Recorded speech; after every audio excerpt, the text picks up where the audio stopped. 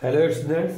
तो आज का लेक्चर हमारा होने वाला है विद्युत रसायन, क्लास 12th का इम्पोर्टेंट चैप्टर है।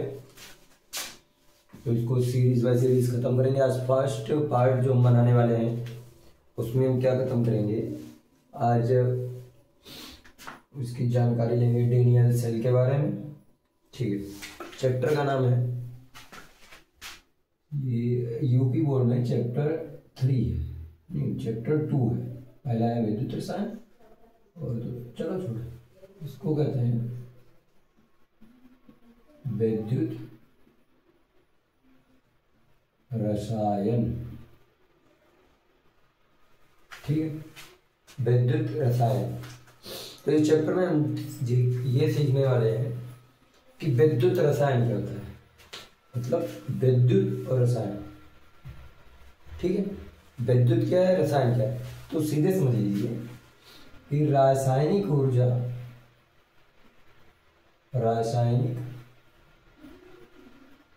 को हम किस में बदलने वाले हैं, विद्युत ऊर्जा में। और विद्युत ऊर्जा को किस में बदलेंगे, रासायनिक ऊर्जा। बस यही विद्युत रसायन, रासायनिक ऊर्जा को विद्युत ऊर्जा में और विद्युत ऊर्जा को रासायनिक ऊर्जा में। जैसे हमारे फोन की बैटरी होती है, एक सेकेंड। तो हमारे फोन की बैटरी में क्या होता है, जब हम चार्जिंग पे उसको लगाते हैं, तो क्या होता है, विद्युत जो होती है, जो इलेक्ट्रिसिटी होती है, उससे क्या होता है, बैटरी के अंदर कुछ केमिकल प्रोसेस होते हैं और वो वहां पर क्या बन जाती है, रासायनिक ऊर्जा बन जाती है। फिर जब हम उसको यूज में लेते हैं, यूज में लेते हैं, तो वही क्या हो रहा होता है, रासायनिक ऊर्जा जो है वो विद्युत ऊर्जा में बदल रही होती है। मतलब विद्युत रासायनिक ऊर्जा और विद्युत ऊर्जा। तो जो चार्ज कर रहे हैं तो विद्युत ऊर्जा से रासायनिक ऊर्जा। ठीक, तो रासायनिक विज्ञान की लिखेंगे, रसायन विज्ञान की वह शाखा, रसायन विज्ञान की वह शाखा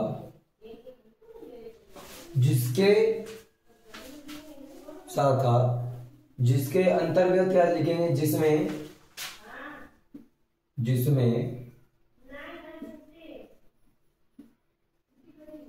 रासायनिक ऊर्जा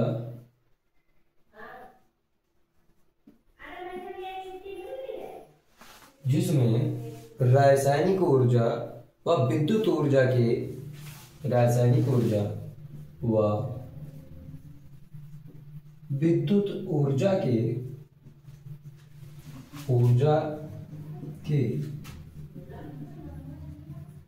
परस्पर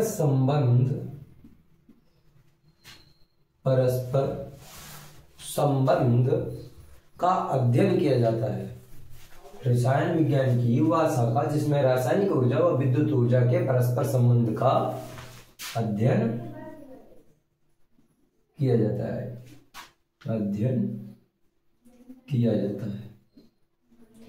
आज बिल्कुल जीरो से इसको शुरू करेंगे और जहां तक भी खत्म करेंगे टॉप का खत्म करेंगे।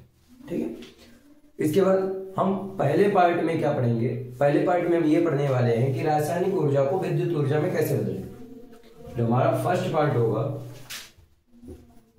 पार्ट 1, एक सेकेंड इसको बदल दें। पार्ट 1 जो होगा हमारा, उसमें हम ये पढ़ेंगे कि रासायनिक ऊर्जा को विद्युत ऊर्जा में कैसे बदलें। ठीक, तो इसके लिए एक है रासायनिक ऊर्जा को विद्युत ऊर्जा में कैसे बदलेंगे। रासायनिक ऊर्जा से विद्युत ऊर्जा, मतलब रासायनिक ऊर्जा जो है हमारे पास, तो ऊर्जा लिखते हैं,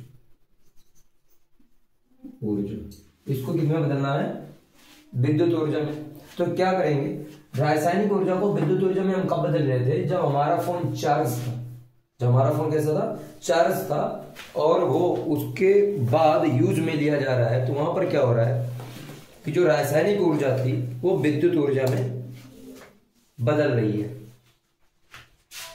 तो इसके लिए सेल का काम लिया जाता है। तो लिखेंगे वह सेल जो रासायनिक ऊर्जा में को विद्युत ऊर्जा में बदलती है उसको विद्युत रसायन सेल कहते हैं। ये परिभाषा है छोटी सी, ऐसे याद रख सकते हो। विद्युत रासायनिक सेल, विद्युत रासायनिक सेल, विद्युत रासायनिक सेल किसे कहते हैं? वह सेल जो रासायनिक ऊर्जा को विद्युत ऊर्जा में परिवर्तित करती है उन्हें विद्युत रासायनिक सेल कहते हैं। इसके और भी नाम होते हैं, इसको वोल्टीय सेल भी कहा जाता है, वोल्टीय सेल। ठीक है, रासायनिक ऊर्जा को विद्युत ऊर्जा में बदलने वाली सेल को, या वह सेल जिसमें रासायनिक ऊर्जा को विद्युत ऊर्जा में परिवर्तित किया जाता है, उसे हम क्या कहते हैं? विद्युत रासायनिक सेल कहते हैं। इसके विद्युत रासायनिक सेल भी कहा जाता है, वोल्टीय सेल भी कहा जाता है, गैल्वेनी सेल भी इसी को कहा जाता है, गैल्वेनी सेल। ठीक है, इतने होते हैं। मतलब इसको कोई इस नाम से जानता है विद्युत रासायनिक सेल, तो कोई वोल्टीय सेल के नाम से जानता है, कोई गैल्वेनी सेल के नाम से जानता है। तो इसमें एक उदाहरण हमें होता है, उदाहरण एक है हमारे पास जिसको बोलते हैं डेनियल सेल। क्या बोलते हैं? Daniell cell. ये होती है Daniell cell.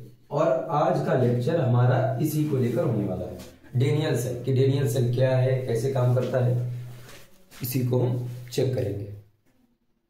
All is good. तो इसके बाद हम देखेंगे कि डेनियल सेल क्या है। ठीक है,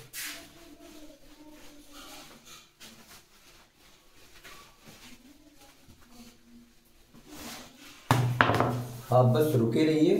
डेनियल सेल 10 मिनट का ज्यादा ज्यादा लेक्चर है, लेकिन 10 मिनट में पूरा का पूरा इस तरह से समाप्त होगा कि माशाल्लाह बिल्कुल कमाल होने वाला है। जैसे पहला है Daniell cell. Daniell cell, Daniell cell. पहली बात तो ये जान लीजिए कि जो डेनियल भाई साहब थे उन्होंने क्या किया था, जिंक और कॉपर से एक सेल बनाई थी, जिंक और कॉपर की छड़ लेकर एक सेल बनाई थी, इसे ही हम डेनियल सेल कहते हैं। तो लिखेंगे इसमें जिंक कॉपर का इलेक्ट्रोड, इसमें नहीं, यह लिखो, यह जिंक कॉपर के इलेक्ट्रोड जिंक कॉपर के इलेक्ट्रोड से बनता है, इलेक्ट्रोड से बनता है। पहली बात ये है कि जिंक और कॉपर के इलेक्ट्रोड से बनता है। दूसरी बात कि इसमें एक चीज और आपको याद रखनी है कि ऑक्सीडेशन किधर होता है। ठीक है, नेगेटिव किधर होगा, एनोड किधर होगा। तो इसके लिए एक सूत्र है, LOAN।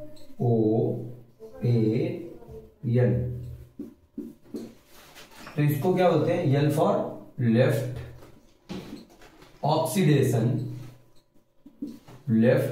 ऑक्सीडेशन, इसको बोलते हैं एनोड, इसको बोलते हैं नेगेटिव।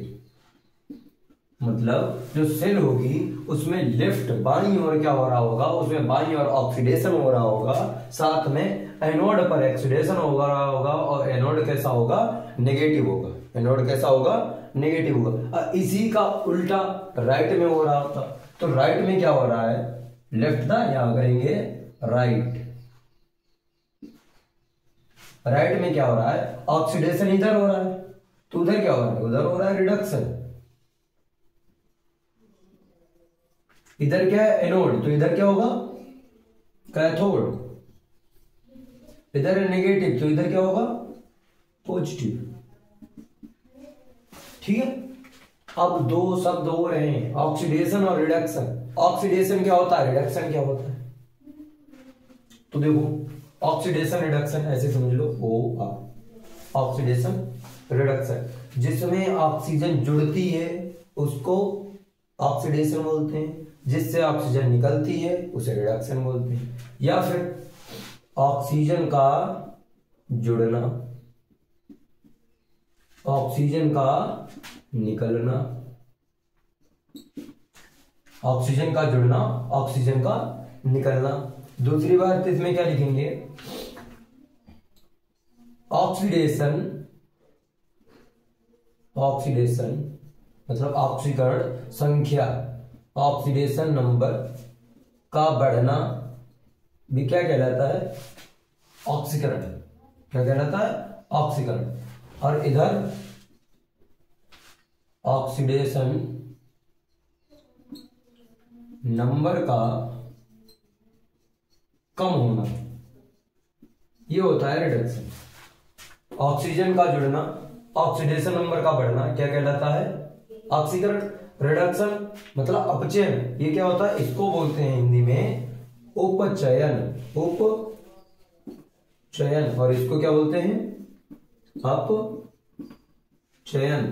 तो ये होता है उपचयन, ये होता है अपचयन। ऑक्सीजन का जुड़ना, ऑक्सीडेशन नंबर का बढ़ना, इसमें ऑक्सीजन का निकलना, ऑक्सीडेशन नंबर का कम होना। इसके अलावा इसमें क्या होता है, इलेक्ट्रॉन का निकलना, इसमें क्या होता है, इलेक्ट्रॉन का जुड़ना। इसके अलावा एक और होता है, हाइड्रोजन का निकलना भी क्या कहलाता है, ऑक्सीडेशन। इधर क्या होता है, हाइड्रोजन का जुड़ना। बस सिंपल था। ये हो गया अपचयन और उपचयन और अपचयन। अपचयन क्या होता है, रिडक्शन। रिडक्शन क्या होता है, ऑक्सीजन का निकलना, ऑक्सीडेशन नंबर का कम होना, इलेक्ट्रॉन का जुड़ना, हाइड्रोजन का जुड़ना, ये सब क्या होता है। अगर ऐसा हमको देखने को मिल रहा है तो उसका अपचयन हो रहा है। अपचयन, उपचयन क्या होता है, मतलब ऑक्सीकरण क्या होता है, या ऑक्सीडेशन क्या होता है, ऑक्सीजन का जुड़ना, फिर ऑक्सीडेशन नंबर का बढ़ना, फिर क्या है, इलेक्ट्रॉन का निकलना, फिर क्या है, हाइड्रोजन का निकलना। ऐसे करके ये होगा। ठीक। फिर देखो, जिंक जो है कॉपर से अधिक क्रियाशील तत्व है। जिंक जो है कॉपर से अधिक क्रियाशील तत्व है। क्यों है, ये अगले लेक्चर में हम बात करेंगे। जिंक जो है वो कॉपर से अधिक क्रियाशील, अधिक क्रियाशील है। जिंक क्या है, कॉपर से अधिक क्रियाशील। तो इसका मतलब क्या है, जिंक अगर कॉपर से अधिक क्रियाशील है तो उसके पास से सबको छीनने का दम रखता है। तो मतलब क्या करेगा, इससे अगर अधिक क्रियाशील है तो इसका इलेक्ट्रॉन छीन सकता है, तो इलेक्ट्रॉन छीन लेगा ना। इलेक्ट्रॉन मतलब जो जिंक है अपने इलेक्ट्रॉन दे देगा और इसका क्या करता है, ऑक्सीकरण संख्या ले लेता है। तो जब ऑक्सीकरण संख्या ले लेता है तो इसलिए इसका क्या हो जाएगा, इसे अर्थात क्या होगा, जिंक का ऑक्सीकरण होगा, अर्थात जिंक का ऑक्सीकरण होगा। ठीक। आगे देखो, जिंक का ऑक्सीकरण होगा। अब आते हैं, अब हम बनाएंगे डेनियल सेल। अब डेनियल सेल कैसे बनानी है वो देखो, इसी के हिसाब से चलेंगे। तो ये चीज याद रखना कि लेफ्ट में क्या होना है, राइट में क्या होना है, सब। सिर्फ आपको लोन जो है, लोन याद रखो, लोन लोन लोन लोन। क्या लिखेंगे, लिखेंगे कुछ नहीं, पहले जिंक और कॉपर दो से बनना है। हमें क्या पता है कि जिंक किधर होगा, दो इलेक्ट्रोड से बना है। तो जिंक के पास 2 पॉजिटिव होता है, मतलब इलेक्ट्रॉन देने के लिए। तो इसको किधर बनाएंगे, लेफ्ट साइड में। ये हमने बना ली जिंक की एक छड़, एक हमने बना ली कॉपर की छड़। एक जिंक की छड़ बना ली, एक हमने कॉपर की बना ली। अब देखो ये कौन सी है, जिंक वाली है, ये कौन सी है, कॉपर वाली है। इनकी दोनों की हमने छड़ ले ली। अब इनको इलेक्ट्रोड बनाने के लिए, जिंक को और कॉपर को इलेक्ट्रोड बनाने के लिए, तो एक परिभाषा बना लीजिए, इलेक्ट्रोड कैसे बनाते हैं। तो इलेक्ट्रोड बनाने के लिए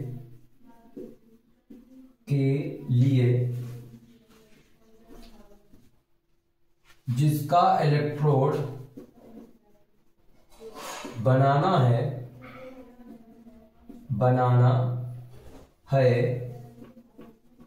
उसे उसी के विलयन में डुबोया जाता है, बस डुबोया जाता है। तो इसको क्या करेंगे, जिंक है तो जिंक के ही किसी विलयन, मान लो जिंक सल्फेट, क्या करें, जिंक सल्फेट, जो कि कैसा होगा, एक्वस होगा, जिंक सल्फेट के विलयन में डुबो देना है। और इसको किसमें डुबोएंगे, कॉपर सल्फेट के विलयन में। ये जिंक सल्फेट के विलयन में डुबो दो, उसे कॉपर सल्फेट के विलयन में डुबो दो। अब लोन फार्मूला हमें याद है, लेफ्ट में क्या था, ऑक्सीडेशन हो रहा था। तो ऑक्सीडेशन किसका हो रहा था, हमने लिखा था कि जिंक का ऑक्सीकरण होगा, मतलब जिंक का ऑक्सीडेशन होगा। तो ये लेफ्ट में हो गया। इसके बाद इधर क्या होगा, LOA, ए फॉर एनोड, तो ये क्या हो गया हमारा एनोड। क्या ये एनोड। इधर साइड में कौन है, एनोड। इधर साइड में कौन है, कैथोड। ठीक, इधर क्या है एनोड और उधर क्या है कैथोड। ठीक है, अब हमने क्या किया, इनमें मान लो हमने विलयन कर दिया, रंगी बिरंगे विलयन करेंगे, रंग बिरंगे।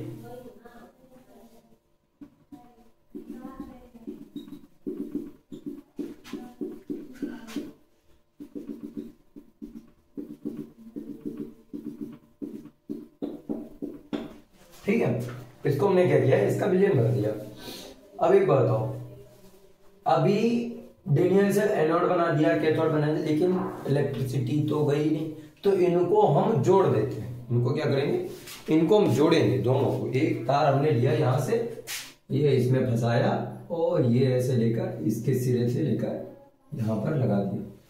ठीक है, अब क्या करो, यहां पर एक गैल्वेनीमीटर लगा दो। क्या लगाएंगे, गैल्वेनीमीटर लगा देंगे, जो कि क्या होगा, हमारे धारा को माप लेगा। एक चीज आपको पता होनी चाहिए कि इसका जो सुई होती है बिल्कुल बीचों बीच में होती है, वो 0 पर होती है। अगर धारा इधर से इधर को बह रही है तो ये इधर डाउन हो जाए, अगर इधर से इधर है तो ये ऐसे हो जाएगा। ठीक है, तो ये मान लो कि जिंक जो थी इसके साथ। अब हमने परिपथ जो चैप्टर पढ़ा था, कक्षा 10 का चैप्टर है परिपथ, तो उसमें क्या था कि करंट तो तभी बहेगा, करंट कब बहेगा, जब दोनों में परिपथ कंप्लीट हो रहा है। लेकिन हुआ क्या, यहां से करंट गया तो, लेकिन दोबारा तो आए नहीं, अलग अलग रखे थे दोनों। तो हम क्या करेंगे, इसमें अब एक और हम छड़ डाल देते हैं। ठीक है, इसको क्या डालेंगे, एक छड़ डाल देंगे। एक सेकंड दिएगा। ठीक है, तो क्या होगा इसमें, अब इसका परिपथ कंप्लीट नहीं हो रहा, तो हम क्या करते हैं, यहां से एक सेतु बना देते हैं। ये ठीक है, ये एक मान लो हमने सेतु बना दिया है, ये सेतु बनाया। अब इस सेतु में हमने क्या किया, पोटेशियम क्लोराइड। पोटेशियम क्लोराइड को जरूरी नहीं, कुछ भी डाल सकते हो, लेकिन क्या होना चाहिए, नेगेटिव और पॉजिटिव उसमें बराबर होने चाहिए, कम ज्यादा बैलेंस इनका बराबर होना चाहिए दोनों का। ऐसा नहीं कि पोटेशियम ज्यादा हो गया क्लोरीन कम हो गया, ऐसा कोई चीज आप नहीं ले सकते। तो यहाँ पर क्या किया हमने, पोटेशियम क्लोराइड ले लिया। अब ये क्या हमारा बन गया, इसको बोलते हैं लवण सेतु। क्या बोलते हैं, लवण सेतु। ठीक है, अब ये लवण सेतु हमारा बनके तैयार हो गया। और इसको इसमें डुबोए रखने के लिए, भाई जैसे ये क्या हो, अगर मान लो ऊपर उठ गया तो इसको डुबोए रखने के लिए यहां पर एक जेल भर दिया जाता है, यहां पर एक जेल भर देते हैं और इस जेल का नाम होता है अगर अगर जेल। क्या नाम है? अगर अगर जेल। ये जो जेल भरा होता है इसको अगर अगर जेल कहते हैं। तो होगा क्या बेसिकली कि यहां से जिंक से जो भी करंट जाएगा वो इधर से जाके इधर और इधर से जाके इधर। अब हमारा परिपथ कंप्लीट हो गया। ठीक, अब देखो कि इसमें काम कैसे होता है। तो हमें पता है ये कौन सा विलयन भरा है हमने, ये वाला हमारा भरा है जिंक सल्फेट का ZnSO4। और SO4 के ऊपर कितना नेगेटिव होता है? 2 नेगेटिव। तो इसके ऊपर कितना होगा? 2 नेगेटिव। ठीक है, इधर देखो, इधर क्या है? Copper sulphate CuSO4। Cu के ऊपर 2 पॉजिटिव, SO4 के ऊपर उसके ऊपर 2 नेगेटिव। तो होगा क्या बेसिकली यहां पर कि जैसे ही ये चालू होगा तो क्या होता है, जिंक होती है 2 अपने इलेक्ट्रॉन त्याग कर देती है। जिंक देखो, फिर से देखो कि रिएक्शन कौन सी हो रही है। यहां पर रिएक्शन कुछ ऐसी देखने को मिलती है कि जिंक जो होगी, ये जो क्रिया करेगी तो Zn2 पॉजिटिव अब प्लस 2 इलेक्ट्रॉन बाहर निकाल देगी। तो जिंक जो 2 पॉजिटिव की जिंक थी वो धीरे धीरे क्या होगी? पानी में आ जाएगी। वो जिंक 2 पॉजिटिव यहां आ गई। ऐसे ऐसे करके जिंक 2 पॉजिटिव आने लगती है और इसके 2 इलेक्ट्रॉन जो है ये जाने लगते हैं। तो ये गैल्वेनोमीटर दाईं ओर घूम जाता है। तो यहां पर क्या होगा? 2 इलेक्ट्रॉन जा रहे हैं और यहां से क्या होता है, CuSO4 जो इसका विलयन होता है, इससे कॉपर क्या करता है, इसको अब देखो हैंडल कौन करेगा? कॉपर, क्योंकि कॉपर क्या है, ये 2 इलेक्ट्रॉन ले सकता है इसके, समझ रहे हो? क्योंकि इसको 2 इलेक्ट्रॉन चाहिए। तो ये क्या करता है, Cu2 पॉजिटिव जो होता है, Cu2 पॉजिटिव यहाँ भरे पड़े होते हैं और जैसे ही ये यहां पर आता है तो ये यहां पर जमा हो जाते हैं। क्या होता है, दोनों के दोनों जमा हो जाते हैं, Cu2 पॉजिटिव जमा होते रहते हैं।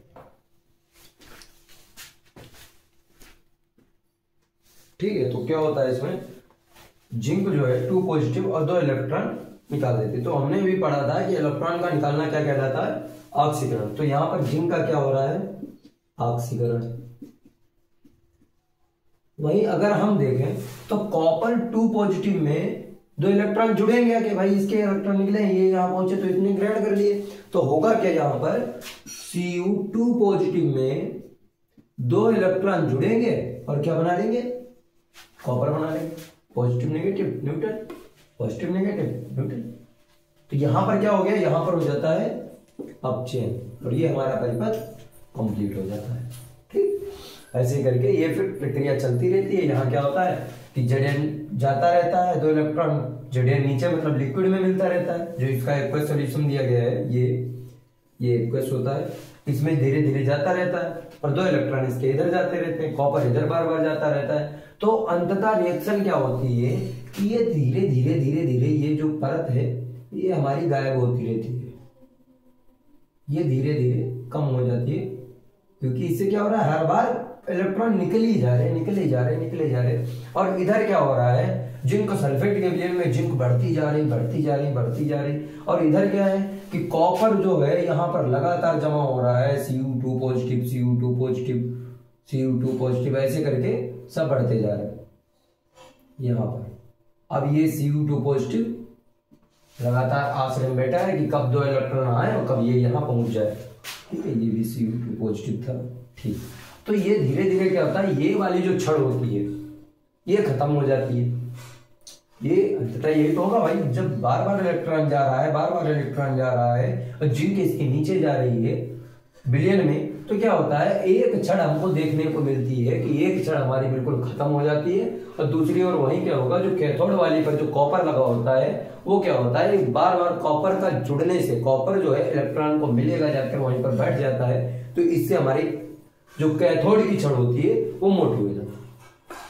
कैथोड की छड़ जो होती है वो फूल जाती है, एकदम फूल कर बैठ जाती है। यहाँ पर ये मान लो कि इतनी मोटी मोटी मोटी मोटी देखने को मिलेगी। और यहाँ से क्या होता है कि यहाँ से इलेक्ट्रॉन जाते रहते हैं। बस ये रेडियल सेल का कार्य होता है। अगर कार्य विधि आती है तो आप बता सकते हैं इसे कि जिसका क्या बनाते हैं, जिसका इलेक्ट्रोड बनाना होता है उसको उसी के विलयन में डुबोए देते हैं। बाईं साइड में जिंक का कैथोड लेकर तथा दाईं साइड में कॉपर का, दाईं साइड में जिंक का एनोड लेकर तथा दाईं साइड में कॉपर का कैथोड लेकर उनको एक परिपथ के द्वारा जोड़ देते हैं। फिर दोनों विलयन में परिपथ को पूरा करने के लिए इसमें पोटेशियम क्लोराइड का एक लवण सेतु बना देते हैं, जिसके दोनों सिरों पर अगर अगर जेल लगा होता है।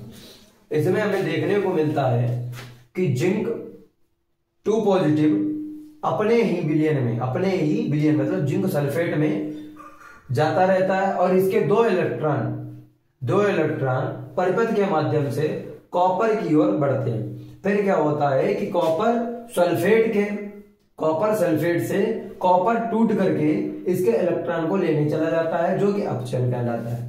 धीरे धीरे अंततः ये देखने को मिलता है कि जिंक की छड़ धीरे धीरे समाप्त हो जाती है और कॉपर की छड़ फूल जाती है। और ये रिएक्शन हमारी कभी खत्म होगी, जब इस लिक्विड से जिंक हमारी बाहर निकल जाएगी और ये रिएक्शन बंद हो जाएगी। जैसे ही हमारी मान लो कि छड़ इतनी है और लिक्विड इतना भरा है, अब मान लो यहां तक रह गए, अब यहां तक रह गए, अब ये क्या होगा, खत्म हो जाएगी। ठीक है, ठीक। आज का लेक्चर यहीं ओवर करते हैं।